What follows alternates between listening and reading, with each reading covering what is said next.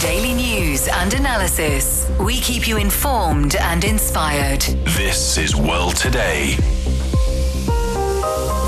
China rejects illegally established Arunachal Pradesh by India. Japan's defense ministry will request a record-high budget for fiscal 2027. And China's central bank names Deutsche Bank as clearing bank for renminbi. Hello and welcome to World Today. I'm Do Hongyu in Beijing.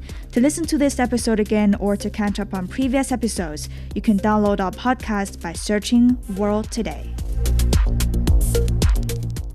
Our top story. The Chinese Foreign Ministry says China does not recognize the so-called Arunachal Pradesh illegally set up by India. Spokesperson Guo Jiakun made the remarks when commenting on the report that India issued the quote-unquote standard names of 27 locations in the so-called Arunachal Pradesh. He said Sannan region is China's territory, adding that India's move of attempting to replace names long used by China with its so-called standard names is illegal, null, and void. For more, we're joined by Gao Shirui, political science PhD candidate at the University of Hong Kong. Thank you very much for joining us, Mr. Gao. China and India have maintained different positions over the eastern section of their boundary for decades. What are the historical and geopolitical factors behind this dispute? So this is a very good question. A fundamental disagreement of the eastern sector of the Sino-Indian border dispute is actually over the so-called Arunachal Pradesh in Hindi or Arunachal Pradesh in English. So it means it's a state of the so-called state of India. It was previously called the Northeast Frontier Agency by India in the 1950s and earlier. So it was an illegal legacy of the British colonial regime, the British India. And this NEFA did not appear actually on the authoritative Indian maps until the 1950s. It means that after the Indian independence, actually, in many of their maps published by their government, actually, they don't have the former NEFA or the Arunachal Pradesh. It was an artifact that appears only later. So until India actually took advantage of the Korean War. It means that in the early 1950s, China was actually concentrated on the conflict with U.S. on the Korean Peninsula. So it was when India actually took advantage and started encroaching on the frontiers. So even when you look at the map in India's former Prime Minister Jawaharlal Nehru's first versions of his famous work, Discovery of India. In that map, there was no show of the NEFA or so-called Arunachal Pradesh. So you cannot find it anywhere in the early maps.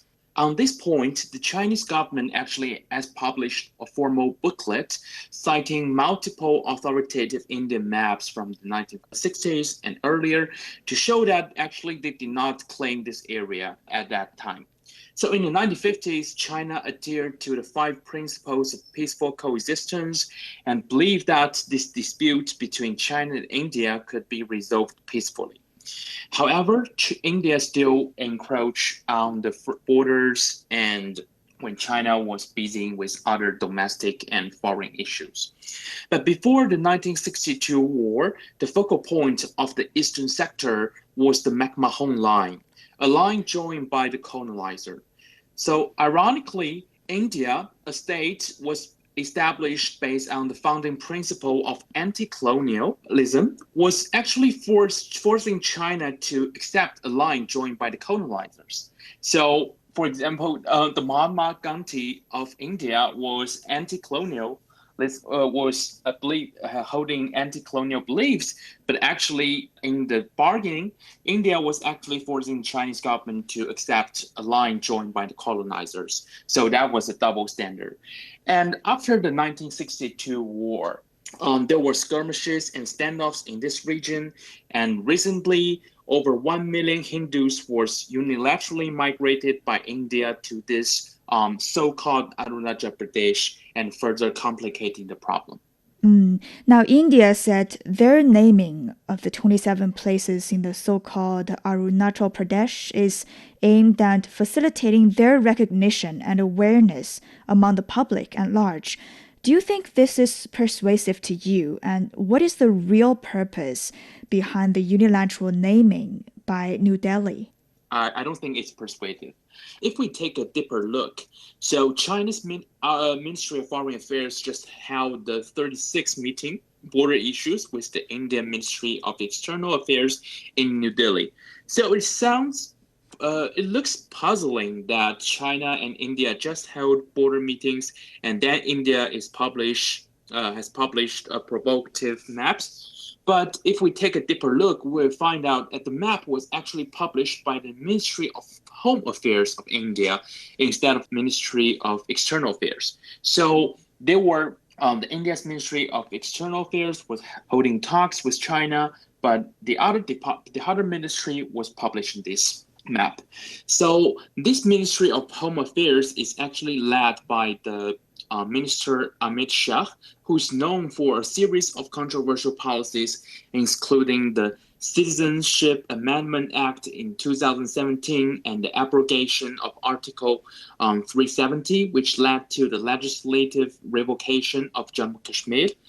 And they divided Jammu Kashmir into two autonomous zones under the direct leadership of the central government. So for Minister Shah, the recent protest by the Cockroach Janta Party may be a major headache. So this map could be a diversionary act designed to divert public attentions from the CJP protest in India. And still another explanation could be there might be disagreements between the Ministry of Home Affairs and Ministry of External Affairs. And I think so if we take a deeper look, it might be that the different institution and calculations are resulting in this puzzling phenomenon. And then how would India's attempt to replace long-established Chinese place names affect the current China-India boundary negotiation environment? That's a very good question. So following our discussion, so to the best of my knowledge, it is not the first time for India's Ministry of Home Affairs to intervene in foreign policies and foreign affairs, especially vis-a-vis China.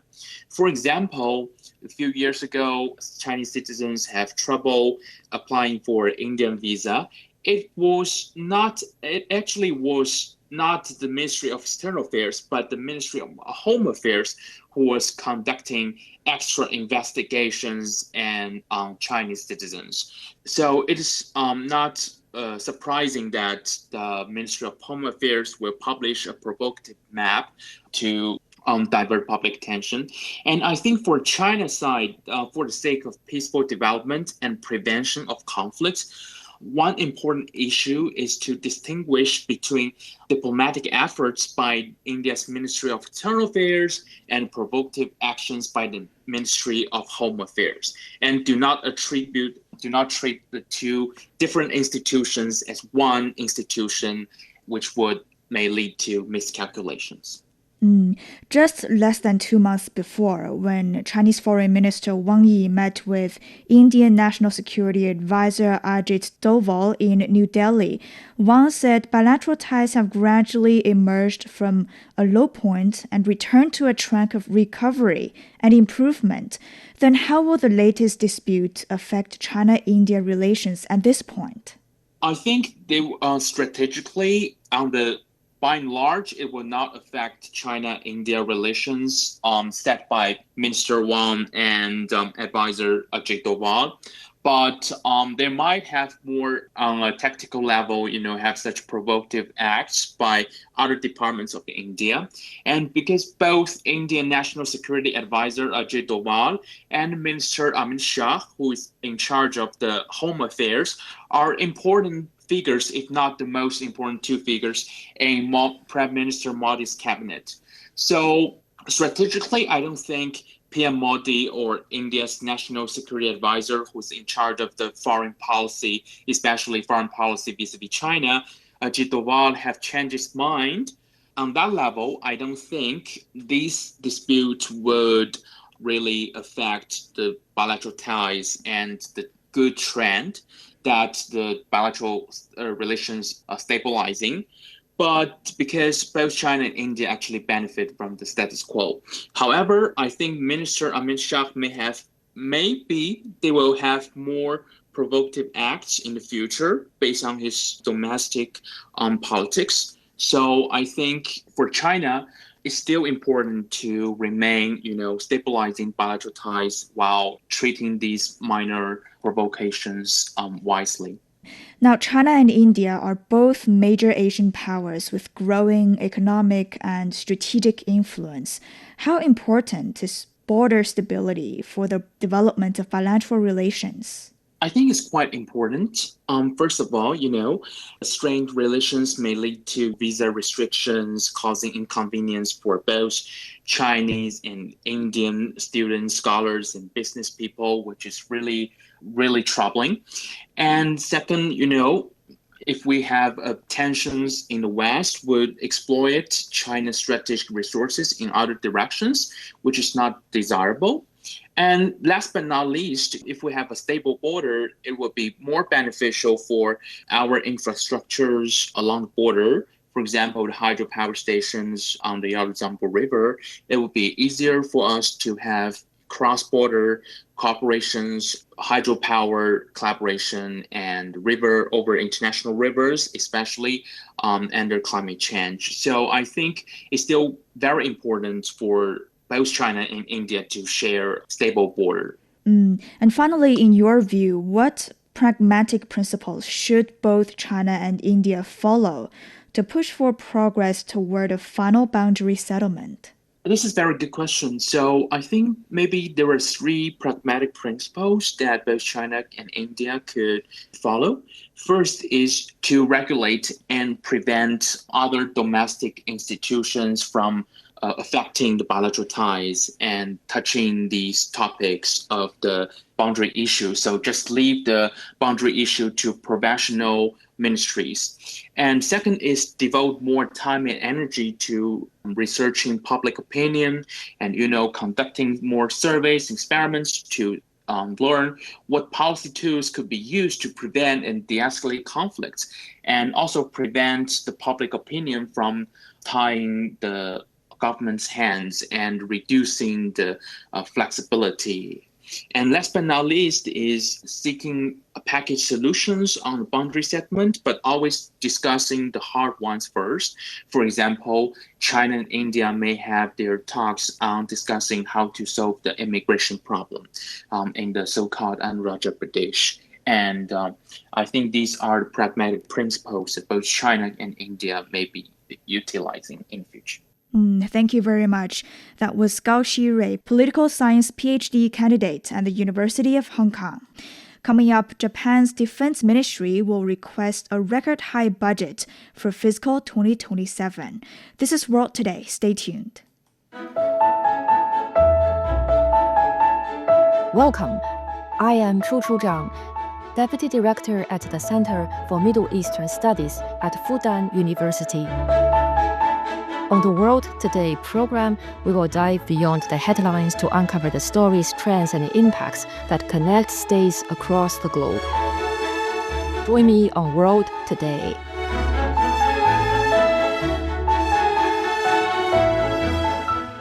Welcome back. Japan's defense ministry plans to request a record-high budget of about 8.9 trillion yen, or around 56 billion US dollars for fiscal 2027. Local media reported the actual defense budget could rise further when finalized at the end of this year. Key spending areas include deploying interceptor drones, introducing artificial intelligence into command and control systems, and further deploying long-range missiles with what Japan calls counter-strike capabilities. Since fiscal 2023, the country's defense budget has hit record highs each year, raising concerns across Japanese society. Now for more, we're joined by Einar Tangen, Senior Fellow of the Center for International Governance Innovation. Thank you very much for joining us, Einar. Thank you for having me. Japan has significantly increased defense spending in recent years, stressing that it's aimed at responding to a changing security environment, with China identified as a major challenge. Do you think this is convincing enough? Well, yes and no. Okay, so there's two parts to the challenging. There's the real perception, and then there's the perception that they have. Well, I shouldn't say there's reality and perception. The reality is the United States has shown itself to be less than reliable, and this is a concern, especially in the conservative side. There's also the issue with North Korea and their nuclear program and the numerous threats that come out from there. But the perceived threats are aimed at China. And this is the irony. The real threats are somewhere else, but they say, oh, well, Taiwan is a threat. Taiwan has nothing to do with Japan, other than that they held it for a while and then were expelled after World War II. But they also try to connect this to South China Seas and their economic viability, when the fact is that their economics have been declining for some time. Japan's economy is worth less today than it was in 1986 when it was coerced into signing the Plaza Accords. So on one hand, you have real issues, but they're being conflated with imaginary issues that are being created, in essence, to, quote, bring back China to a normalized state. And it's kind of a very odd thing. Now, a large share of the new budget will fund interceptor drones and AI-powered command and control systems and long-range missiles. So what does this tell us about Japan's security priorities now? Well, it's a shift. Before, it was always talking about through the peacetime constitution, they're not allowed to go offensive. And quite frankly, under the UN Charter, countries that were attacked, including by Germany and Japan, have the right to preemptively attack either one of those countries if they start to go offensive. Now, the reason I say they are is that the weapons that they're doing are basically only useful for a high-intensity regional war. Now, when you go back to World War II and before, what Japan did is they said, well, for our security, we have to attack, Korea and then China preemptively because it's for our security. Well, that's a lot of nonsense. This was just an excuse for doing exactly what they want to do, which was, in essence, colonize Asia. So it's extremely provocative, but they're doing it little by little, and they're trying to say, oh, no, we're not doing anything, pay no attention. We're simply reacting to your first question, what are the threats? And as I keep saying, it has nothing to do with China. It has everything to do with North Korea and the United States. Is China growing? Has an economic footprint grown? Yes. And so has Japan's in terms of its involvement with China, although that is lessening now. The fact is that it needs the Chinese market. So this idea, it's kind of like Australia. We're going to prepare war against our largest trade partner. Why? To protect our trade routes. Doesn't make any sense whatsoever. But unfortunately, politics in Japan, because they do not have an economic solution, has turned to making excuses and saying there's a boogeyman out there and we have to protect ourselves. And that boogeyman, unfortunately, is China. And based on that, can we say Japan is transforming from its traditionally defensive posture to an offensive one?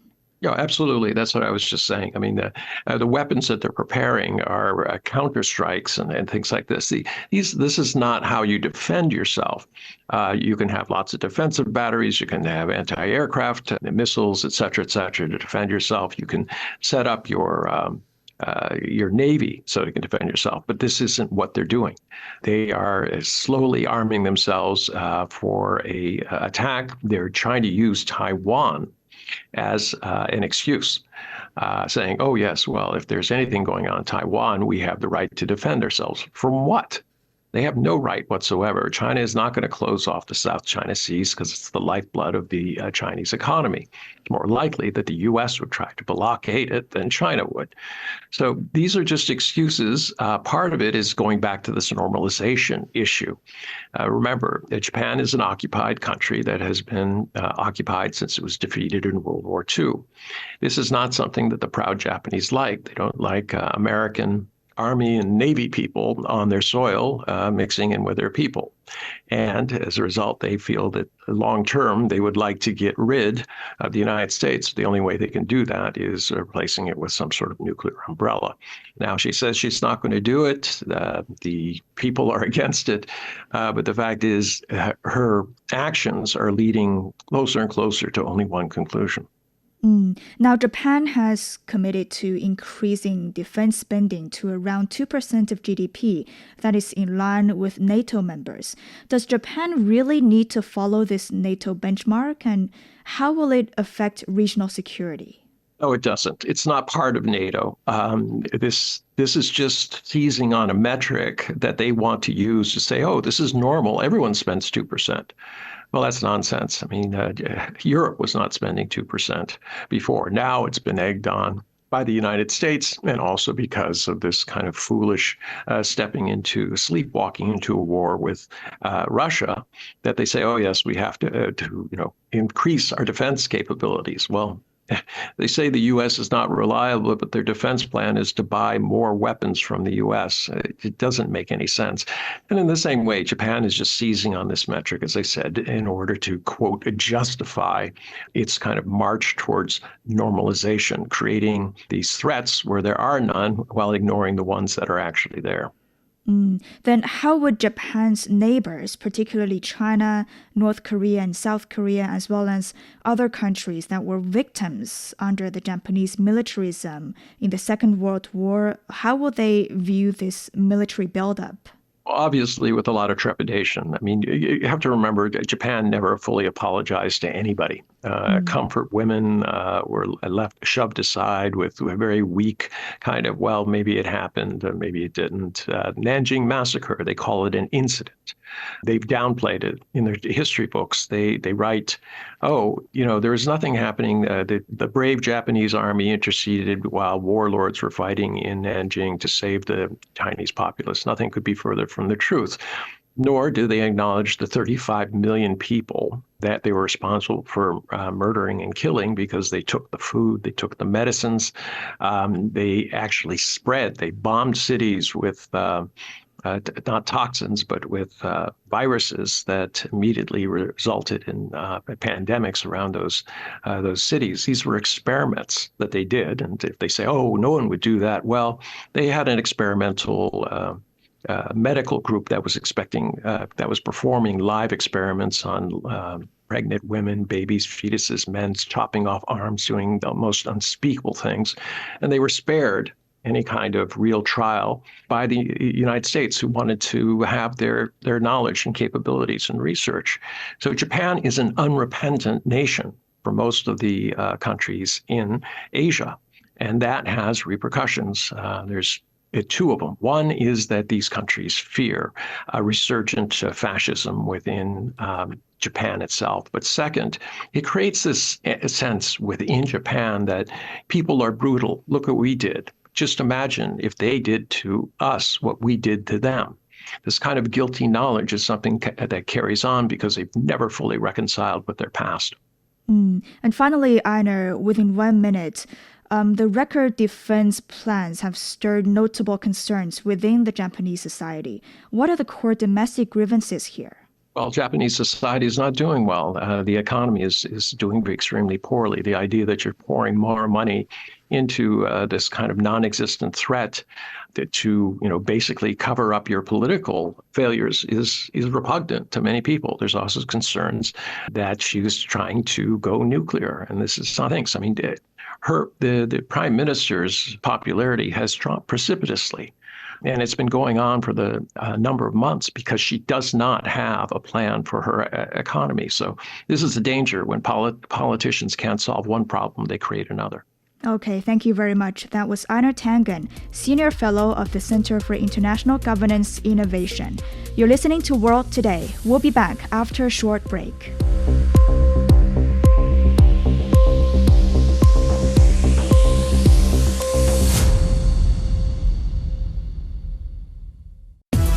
Hello, my name is Alessandro Golombiewski Teixeira. I'm a professor of public policy and management at Tsinghua University in Beijing. I am a great listener of The World Today. In my opinion, The World Today is one of the best China radio programs. In The World Today, we can get the best news and analysis in what is happening now in the world. So please come to join us. You're listening to World Today with me, Do Hongyu, in Beijing. The People's Bank of China has named Deutsche Bank as a clearing bank for the renminbi, a first for a European lender. Deutsche Bank says it'll facilitate direct end-to-end processing, clearing, and settlement services for cross-border renminbi transactions for European financial institutions and businesses. The move gives European businesses and financial institutions direct access to China's onshore financial system, including capital markets and liquidity infrastructure. The bank says the move streamlines cross-border trade and investment flows and strengthens financial connectivity between China and Europe. For more, we're joined by Professor Zhang Gong with the University of International Business and Economics. Thank you very much for joining us, Professor Gong. Thank you very much. It's a great pleasure to be here. Given that Deutsche Bank is the first European commercial bank to take on this official clearing bank role, what signal do you think China is sending through this selection? Well, I think this shows that the RMB's offshore market, RMB's internationalization process is really gaining traction right now. I think it's becoming increasingly clear that Germany, especially Frankfurt, will be another RMB offshore market center. And that more and more trade, even between China and Germany and between China and Europe in general, will be settled in RMB. I think this is a very, very significant development. As a matter of fact, RMB's internationalization requires local clearing banks, and typically these roles so far mostly played by Bank of China's foreign branches. For example, in Hong Kong, there's a Bank of China Hong Kong branch. In London, there's the Bank of China London branch taking on this role. And as your program rightly pointed out, this is the first time a foreign bank, a major European bank, Deutsche Bank, is taking on the role. I think this shows that RMB as really a viable international currency contender, a significant major international currency contender, is gaining traction. It's becoming real right now. So I think this is a major development in that regard. And then what difference will Deutsche Bank's RMB clearing role make for European companies and financial institutions conducting businesses with China? A big facilitator. It makes trade settlement in RMB a lot easier.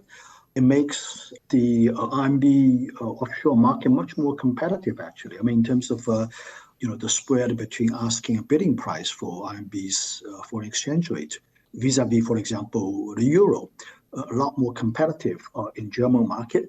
It makes tourists coming in and out of Germany from China a lot easier, and potentially it can even facilitate the formation of a offshore RMB denominated bond market and other capital markets.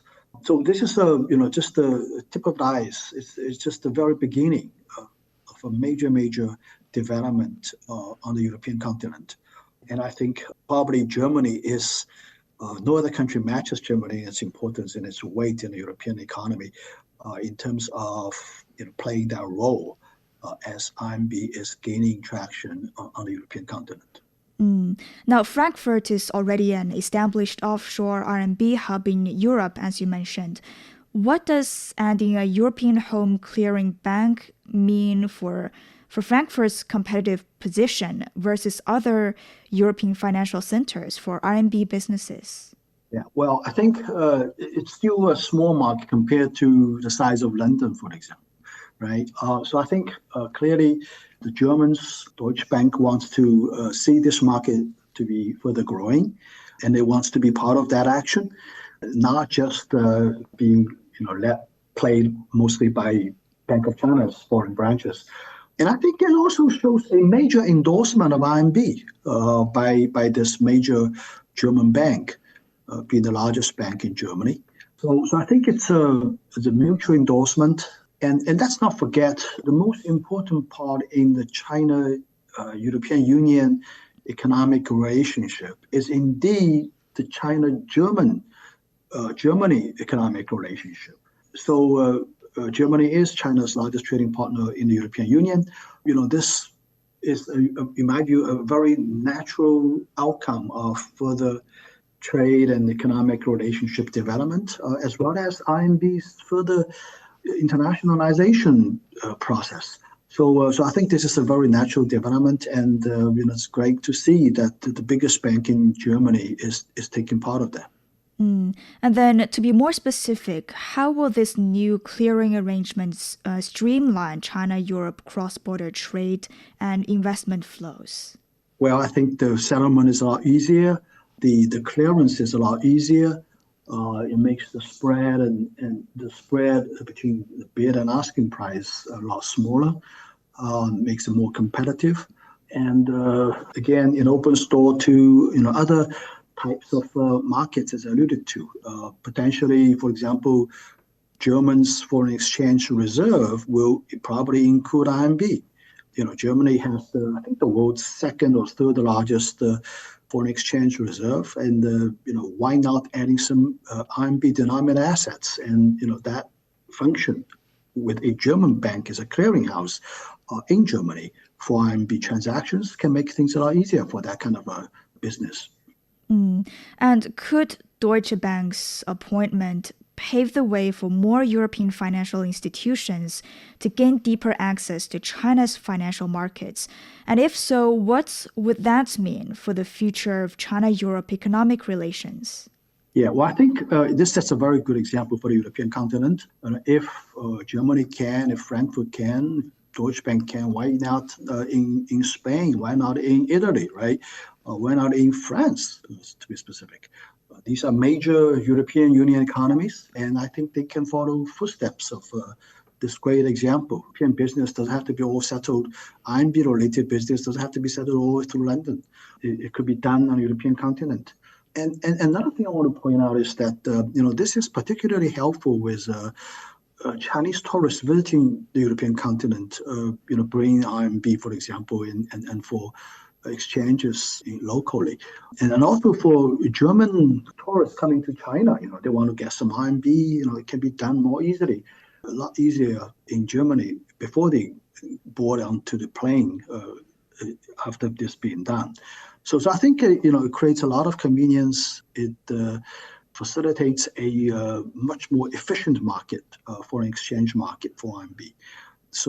And I would imagine that down the road, more European capitals, probably, or economic capitals in Europe would be following step pretty soon.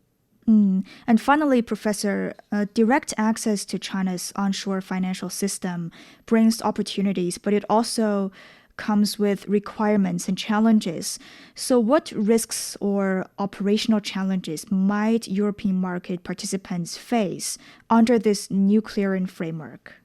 I think the risks are mostly associated with the currency, with RMB. But RMB is a very much tightly controlled currency, and probably more importantly, behind RMB is China's huge foreign exchange reserve. It's a sizable trade surplus year after year. So that means that the currency at stake here, which is the RMB, it should be a very strong currency. There's very little chance of default. If you look at the Chinese government's total debt, look at its fiscal situation.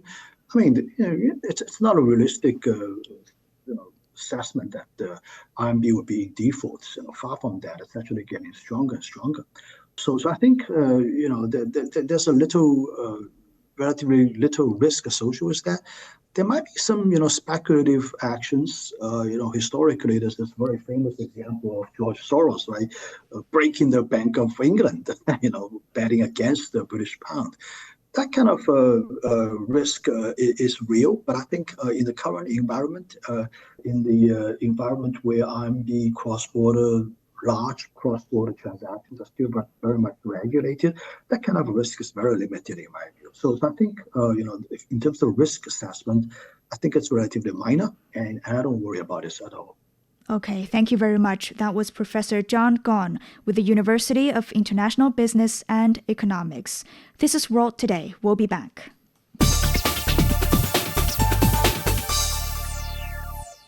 China's humanoid robotics industry is scaling rapidly. Industry data showed that Chinese companies accounted for over 97% of global humanoid robot shipments in the first half of this year, while domestic demand made up over 85% of the global market.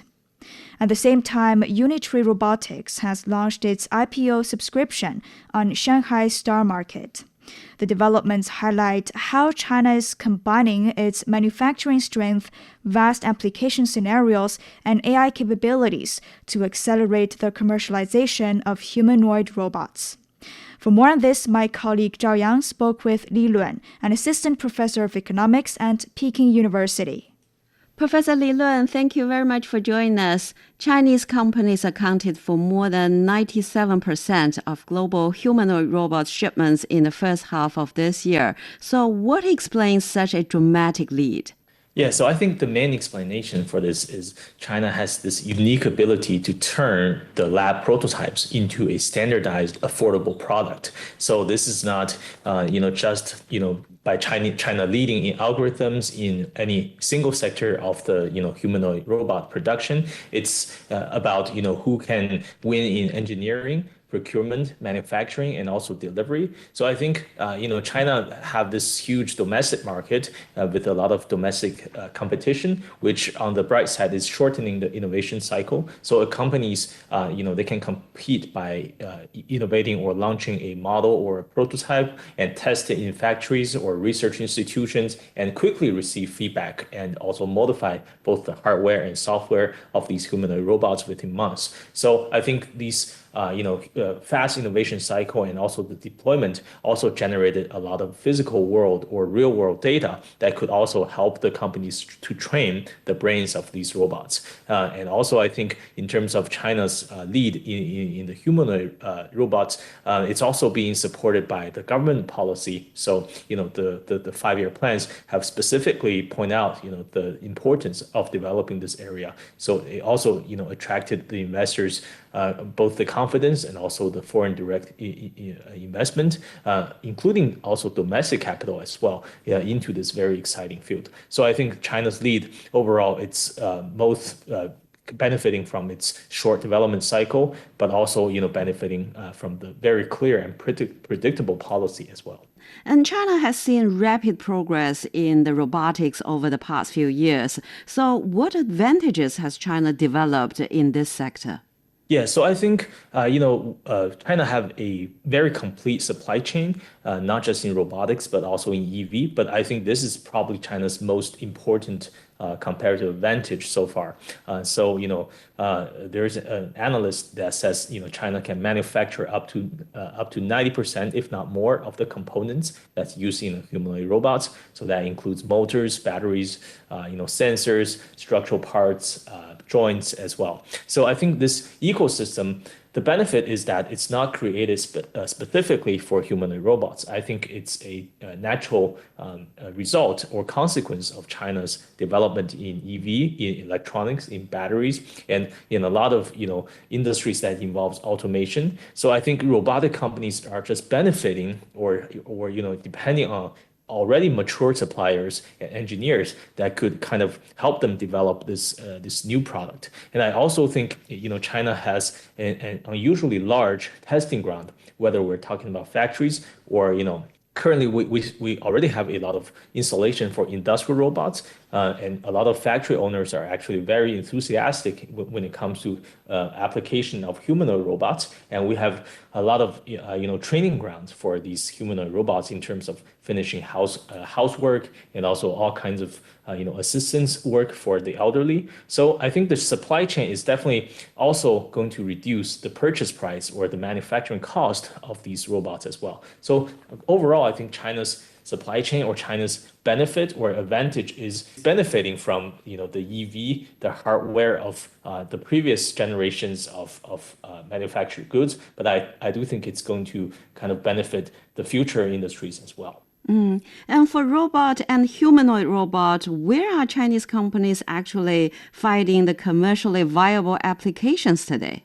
Yeah, so I think there are two types of applications. There's some applications that's generating the sales at this current stage, and those there are also some applications that is still under development, but they can increase the productivity for the future. So, for example, a lot of research institutions or universities or in education in showroom, they're currently buying a lot of these humanoid robots. But I do think I don't think they're the sale is limited only to these areas, because in the future I think the more economically meaningful opportunities are in structured workplaces, so factories, or when it comes to logistics, loading and unloading packages, inspection, also in terms of handling materials, also basically any repetitive work that needs to be giving the attention of a human. It could be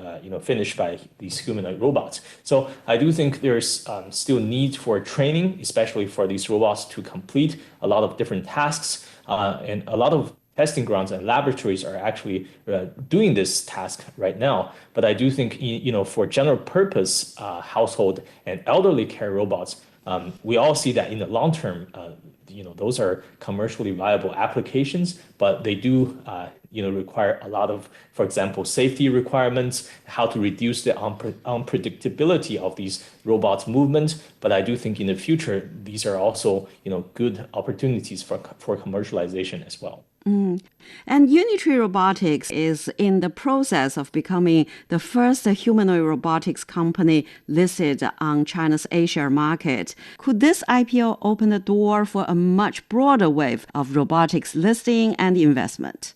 Yeah, so I do think that, the Unitree is basically a pure opportunity for investors to kind of invest in embodied AI.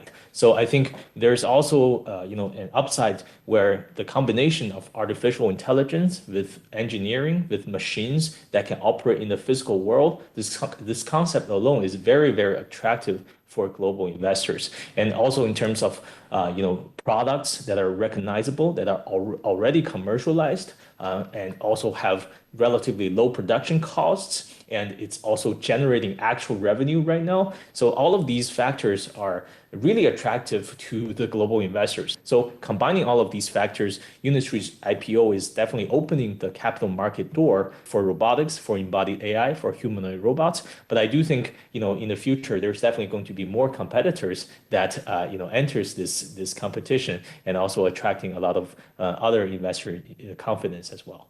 And China is using its capital markets now to provide more funding for AI and robotics. So how important is this access to capital at this stage of the industrial development?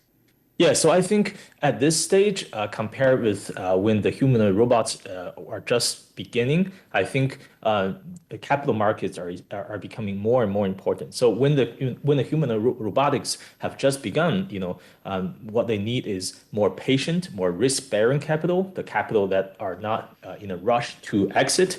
But right now, I think equity financing is very appropriate at this stage, because these robotic companies, a lot of them are already developing mature products. They're already generating revenue. The investors are beginning to see the actual fundamental of these assets. And basically, a lot of the companies have gone through the uncertainty stage and is already generating profits or revenue. And I do think, at this stage, bringing money from the capital market is going to bring more excitement to the industry, and also, attract a lot of more investor interest. And I do think in the future, the public markets is also going to provide more disclosure, more governance for these companies.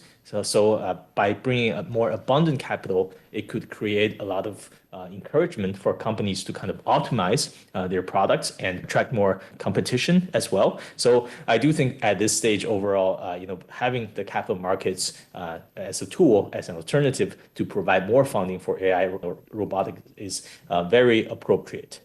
That was Li Luan, an assistant professor of economics at Peking University. This is World Today. Stay tuned.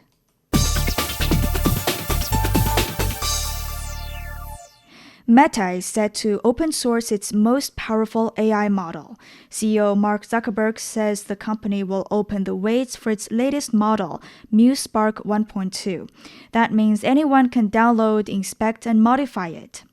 Meta is also launching a new family of open source models called Muse Glimmer, designed to run on laptops.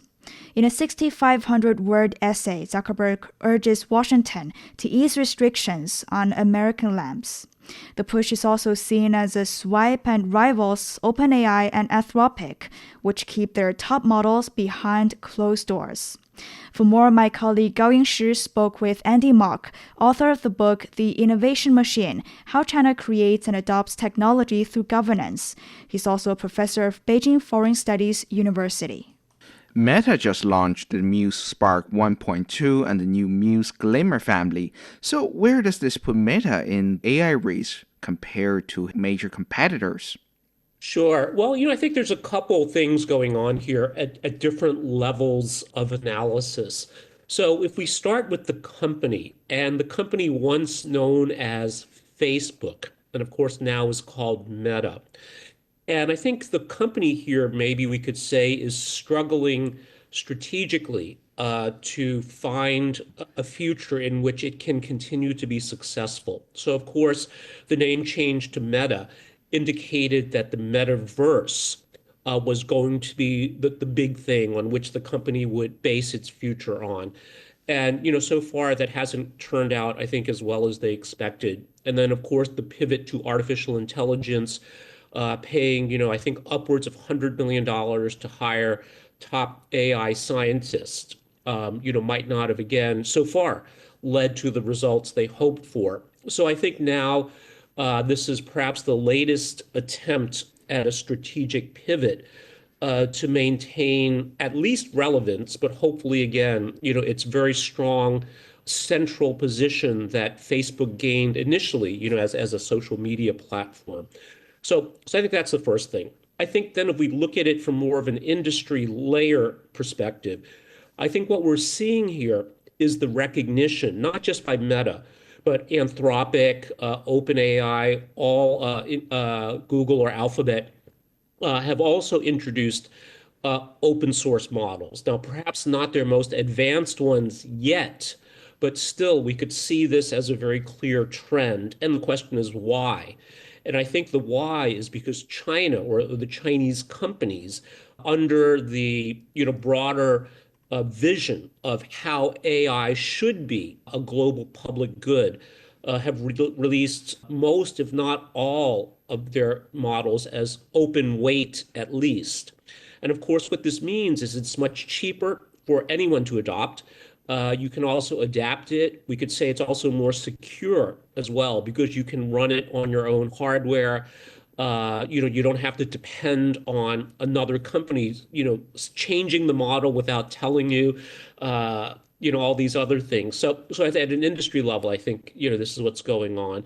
And then perhaps a bit idealistically, from my perspective, perhaps Meta is doing this just because it's the right thing to do. Because again, we come back to this, I think, existential question of what is the purpose of artificial intelligence? And I think the purpose for the Western frontier labs is to make as much money as possible to maximize their market cap, right? So these companies are all headed towards an IPO, hope to be, trillion-dollar, multi-trillion-dollar companies, whereas the Chinese companies are pursuing a very, very different path. And, again, it is how can we make sure that AI is a global public good while we can make money for our investors, pay our employees well, et cetera. So I think, again, these three levels of analysis, I think, can show us, why I think Meta is doing what it's doing with Muse Glimmer, I think is what it's called, their most advanced open source model.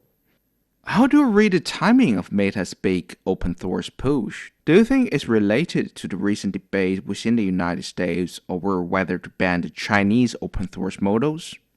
It certainly could be. And, again, I think maybe an opportunistic element to this from different perspectives, the one you raised as well, that, this could perhaps part of the intention is to tip the scales in terms of a political decision on, here's another reason we can afford to ban Chinese models.